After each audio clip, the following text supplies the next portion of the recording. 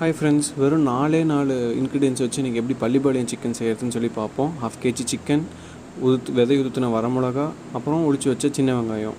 First எண்ணெயை நம்ம சூடு பண்ணிப்போம். சூடு பண்ணிவிட்டு ஃபஸ்ட்டு கடுகு, அதுக்கப்புறம் கடலைப்பருப்பு, உளுந்து இதெல்லாம் போட்டுட்டு விதை உதுத்தின வரமிளகாயை நம்ம போட்டுக்குவோம். போட்டுட்டு லைட்டாக அதை வதக்கி விட்டுட்டு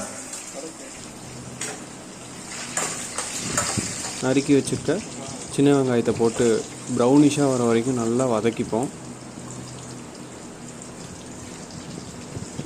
கொஞ்சம் இஞ்சி பூண்டு பேஸ்ட்டு, அப்புறம் நம்ம வாஷ் பண்ணி வச்சுருக்க சிக்கனை நல்லா இதில் போட்டு ஒரு 7 மினிட்ஸ் இதை நல்லா அப்படியே வேக விடுவோம். லாஸ்ட்டாக தேவையான அளவு உப்பு போட்டுருவோம். இதை நம்ம அப்படியே சாப்பாடோட பிசைஞ்சு சாப்பிட்டோம் அப்படின்னா அவ்வளோ டேஸ்ட்டாக இருக்கும். நீங்களும் ட்ரை பண்ணி பாருங்கள். சுவையான பள்ளிப்பாளையம் சிக்கன்